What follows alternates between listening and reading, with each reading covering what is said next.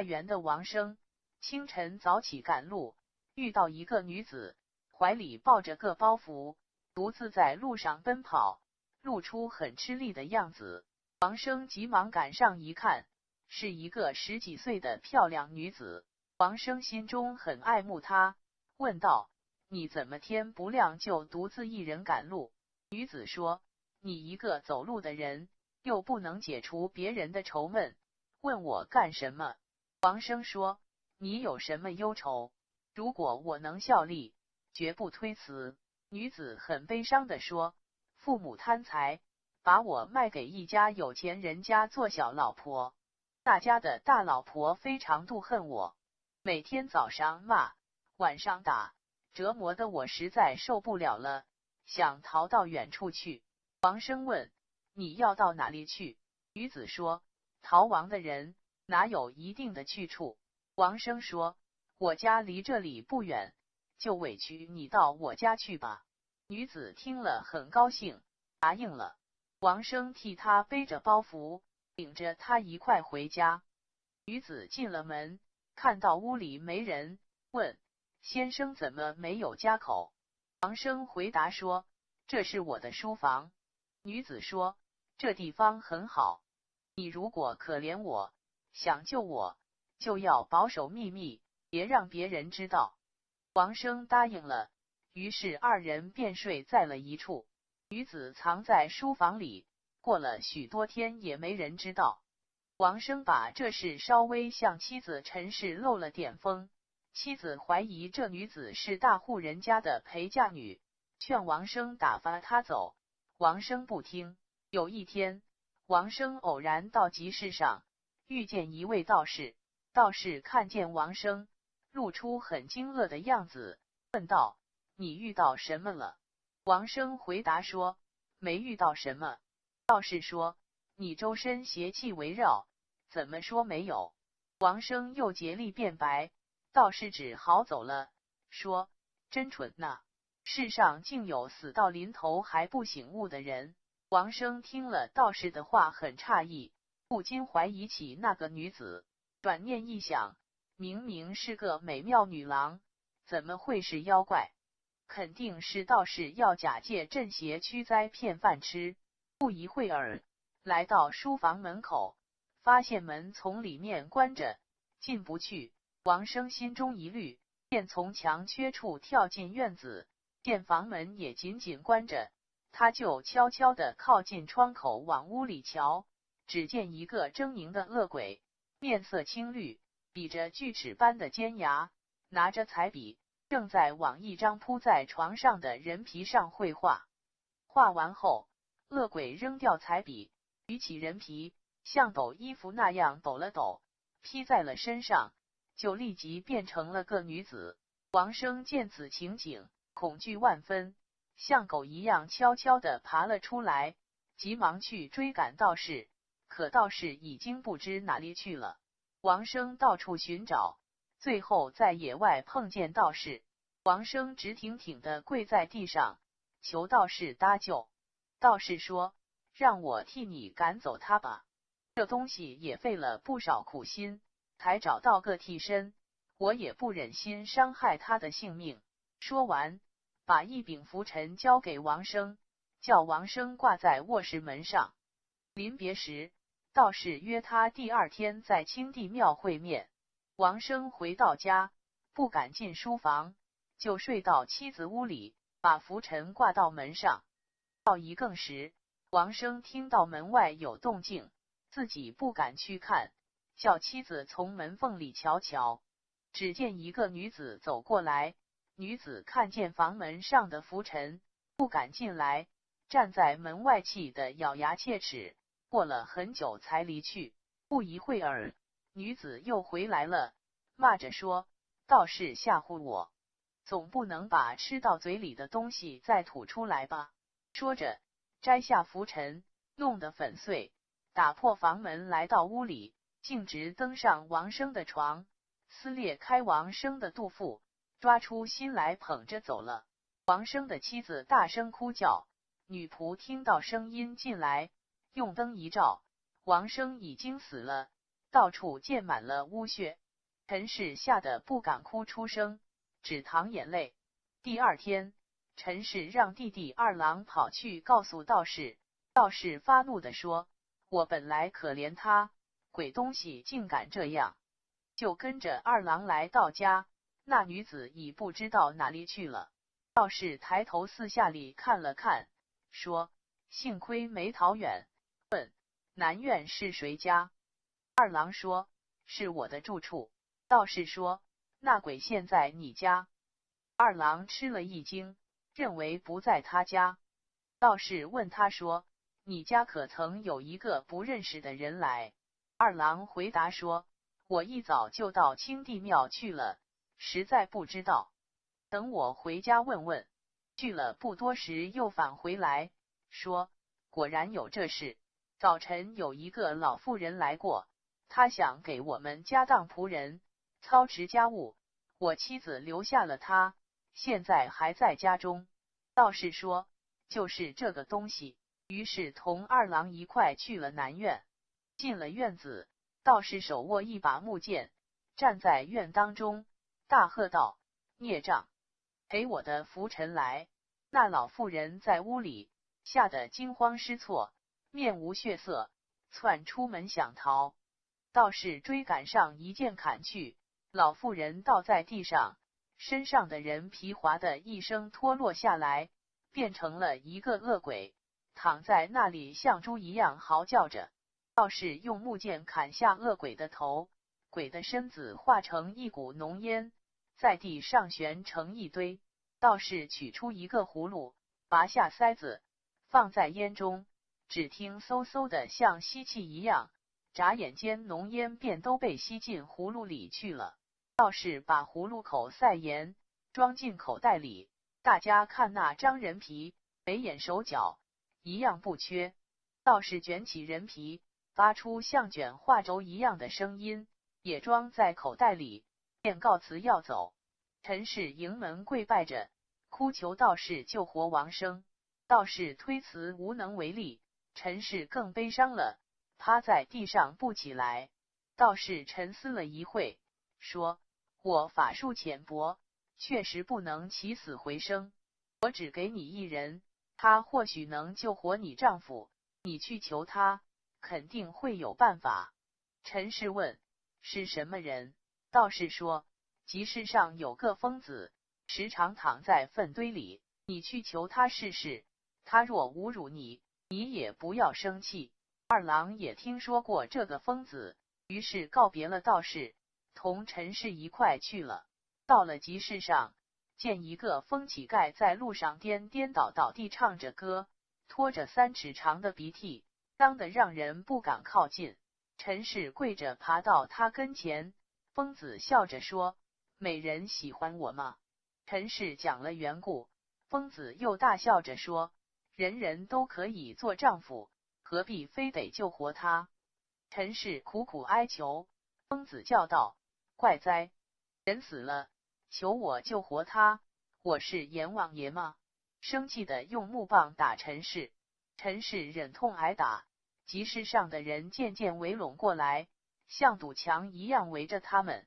疯子咳了口痰，吐了满满一把，举到陈氏嘴前说：“吃了它。”陈氏脸长得通红，面有难色，继而又想到道士的嘱咐，只得硬着头皮吃了。咽到喉中，觉得像团棉絮，叽里咕噜咽下去，最后堵在了胸口间。疯子大声笑着说：“美人喜欢我哟。”接着站起身，头也不回地走了。陈氏在后面跟着，见他走进庙里，陈氏进去一看，不知道哪里去了，前前后后仔细搜寻，竟没一点踪影。陈氏又藏恨又羞愧地回去了。回家后，陈氏既痛心丈夫死得惨，又悔恨吞痰的羞辱，哭得前仰后抬，只求一死。她想给丈夫擦洗血污，收尸入棺，家里人都远远地站着看，没有敢靠近的。陈氏抱着丈夫的尸体收拾肠子，一边收拾一边哭，哭得声嘶力竭。忽然想呕吐，觉得胸中那块堵着的东西猛劲冲出来，来不及回头，已经掉进丈夫的腹腔中。陈氏吃惊的一看，原来是颗人心在腹腔中突突的跳动，热气蒸腾，像冒烟一样。陈氏大为惊异，急忙用两手合起丈夫的腹腔，用尽力气挤抱着，稍一松劲，就有热气从缝中冒出来。于是她便撕了幅绸子捆扎起来，用手抚摸着尸体，觉得渐渐温暖起来，又盖上被子。半夜里打开被子一看，鼻中有了气息。天亮后，王生竟然活了，自己说恍恍惚惚的像做了场梦，只觉得肚子隐隐约约有点痛。看看原来的伤口，结了个铜钱大的痂，不久就全好了。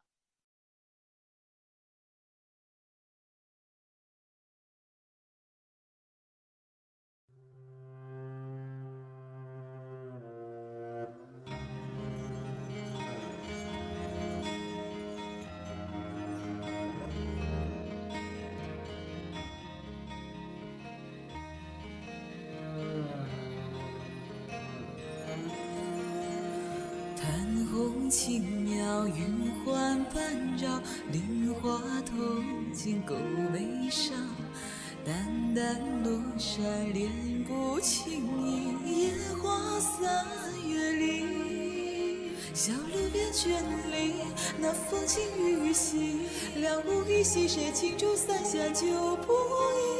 他眼波含情，他腼腆不语，珠三青只为他这风雨失了情意。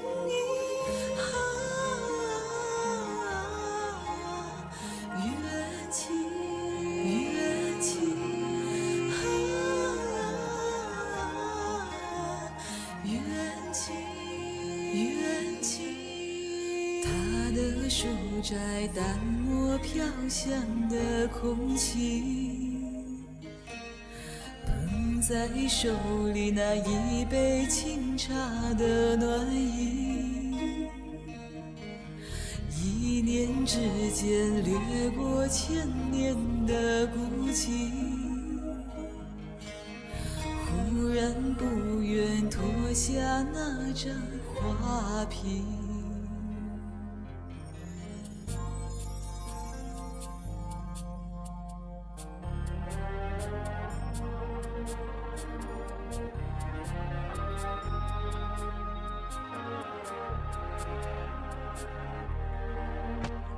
红烛落盏，魑魅暗藏，他眼中一点迟疑，此生白头永不分离，他低声耳语，只为这一句情愿一错到底，哪怕一往在天一笔出杀机，相逢如是天意，湮灭也不可惜，前生往事抛却换一念相思意。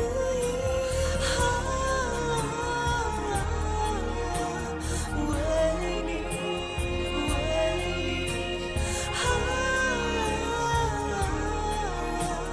为你，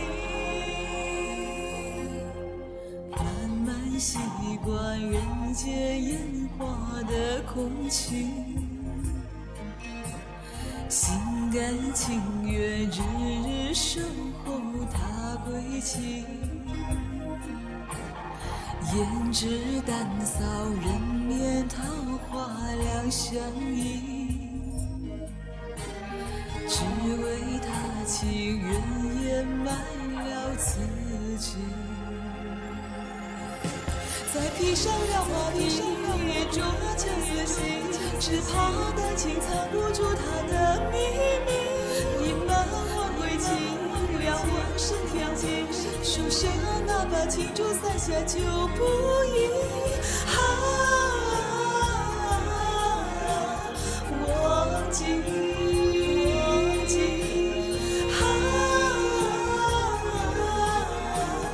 曾忘记。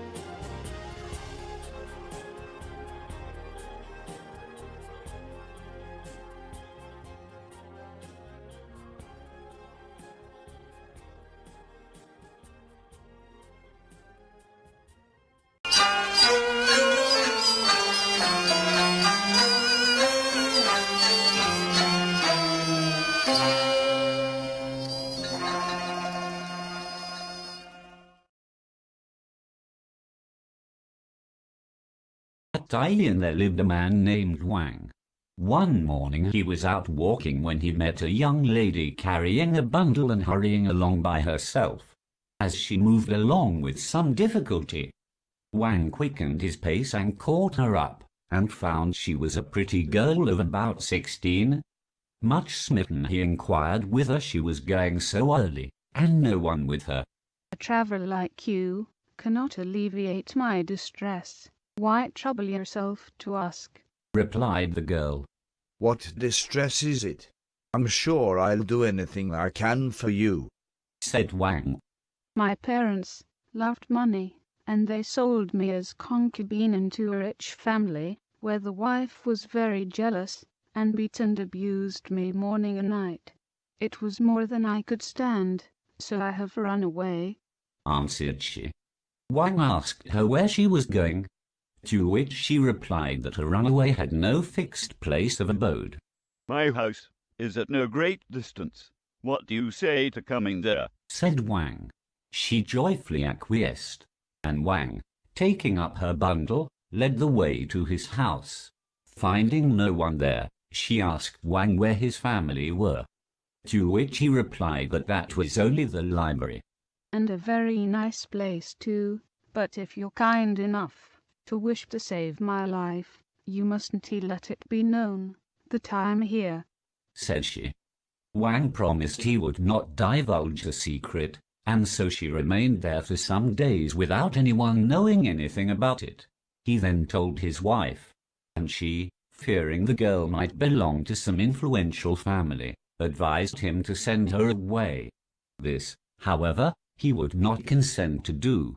When one day, going into the town, he met a Taoist priest, who looked at him in astonishment, and asked him what he had met. "I have met nothing," replied Wang. "Why, you are bewitched. What do you mean by not having met anything?" said the priest. But Wang insisted that it was so, and the priest walked away, saying, "The fool! Some people don't seem to know when death is at hand." This startled Wang, who at first thought of the girl, but then he reflected that a pretty young thing as she was couldn't well be a witch, and began to suspect that the priest merely wanted to do a stroke of business. When he returned, the library door was shut, and he couldn't get in, which made him suspect that something was wrong, and so he climbed over the wall, where he found the door of the inner room shut too. Softly creeping up, he looked through the window and saw a hideous devil, with a green face and jagged teeth like a saw, spreading a human skin upon the bed and painting it with a paintbrush. The devil then threw aside the brush, and giving the skin a shake out, just as you would a coat, threw it over its shoulders, when, lo, it was the girl. Terrified at this, Wang hurried away with his head down in search of the priest, who had gone he knew not whither, subsequently finding him in the fields, where he threw himself on his knees and begged the priest to save him. "As to driving her away, the creature must be in great distress to be seeking a substitute for herself. Besides, I could hardly endure to injure a living thing," said the priest. However, he gave Wang a fly brush, and bade him hang it at the door of the bedroom, agreeing to meet again at the Qingti temple. Wang went home, but did not dare enter the library. So he hung up the brush at the bedroom door, and before long heard a sound of footsteps outside. Not daring to move, he made his wife peep out, and she saw the girl standing looking at the brush, afraid to pass it. She then ground her teeth and went away, but in a little while came back, and began cursing, saying, "You priest, you want to frighten me. Do you think I'm going to give up what is already in my grasp?" Thereupon, she tore the brush to pieces, and bursting open the door, walked straight up to the bed, where she ripped open Wang and tore out his heart, with which she went away. Wang's wife screamed out, and the servant came in with a light. But Wang was already dead and presented a most miserable spectacle. His wife, who was in an agony of fright, hardly dared cry for fear of making a noise, and next day she sent Wang's brother to see the priest. The latter got into a great rage, and cried out, "Was it for this that I had compassion on you, devil that you are?" proceeding at once with Wang's brother to the house, from which the girl had disappeared without anyone knowing whither she had gone. But the priest, raising his head, looked all round, and said, "Luckily she's not far off." He then asked who lived in the apartments on the south side, to which Wang's brother replied that he did, whereupon the priest declared that there she would be found. Wang's brother was horribly frightened and said he did not think so. And then the priest asked him if any stranger had been to the house. To this he answered that he had been out to the Ching temple and couldn't possibly say, but he went off to inquire, and in a little while came back and reported that an old woman had sought service with them as a maid of all work, and had been engaged by his wife. "That is she," said the priest, as Wang's brother added she was still there, and they all set out to go to the house together. Then the priest took his wooden sword, and standing in the middle of the courtyard, shouted out, "Base-born fiend, give me back my fly-brush." Meanwhile the new maid of all work was in a great state of alarm, and tried to get away by the door. But the priest struck her, and down she fell flat, the human skin dropped off, and she became a hideous devil. There she lay grunting like a pig, until the priest grasped his wooden sword and struck off her head. She then became a dense column of smoke curling up from the ground, when the priest took an uncorked gourd and threw it right into the midst of the smoke. A sucking noise was heard, and the whole column was drawn into the gourd, after which the priest corked it up closely and put it in his pouch. The skin, too, which was complete even to the eyebrows, eyes, hands, and feet, he also rolled up as if it had been a scroll, and was on the point of leaving with it, when Wang's wife stopped him, and with tears entreated him to bring her husband to life. The priest said he was unable to do that, but Wang's wife flung herself at his feet, and with loud lamentations implored his assistance. For some time he remained immersed in thought, and then replied, "My power is not equal to what you ask. I myself cannot raise the dead, but I will direct you to someone who can, and if you apply to him properly you will succeed." Wang's wife asked the priest who it was, to which he replied, "There is a maniac in the town who passes his time grovelling in the dirt. Go, prostrate yourself before him, and beg him to help you. If he insults you, show no sign of anger." Wang's brother knew the man to whom he alluded, and accordingly bade the priest adieu, and proceeded thither with his sister-in-law. They found the destitute creature raving away by the roadside, so filthy that it was all they could do to go near him. Wang's wife approached him on her knees, at which the maniac leered at her, and cried out, "You love me, my Betty." Wang's wife told him what she had come for, but he only laughed and said, "You can get plenty of other husbands. Why raise the dead one to life?" But Wang's wife entreated him to help her, whereupon he observed, "It is very strange. People apply to me to raise their dead, as if I was king of the infernal regions." He then gave Wang's wife a thrashing with his staff, which she bore without a murmur, and before a gradually increasing crowd of spectators. After this he produced a loathsome pill which he told her she must swallow, but here she broke down and was quite unable to do so. However, she did manage it at last, and then the maniac, crying out, "How you do love me," got up and went away without taking any more notice of her.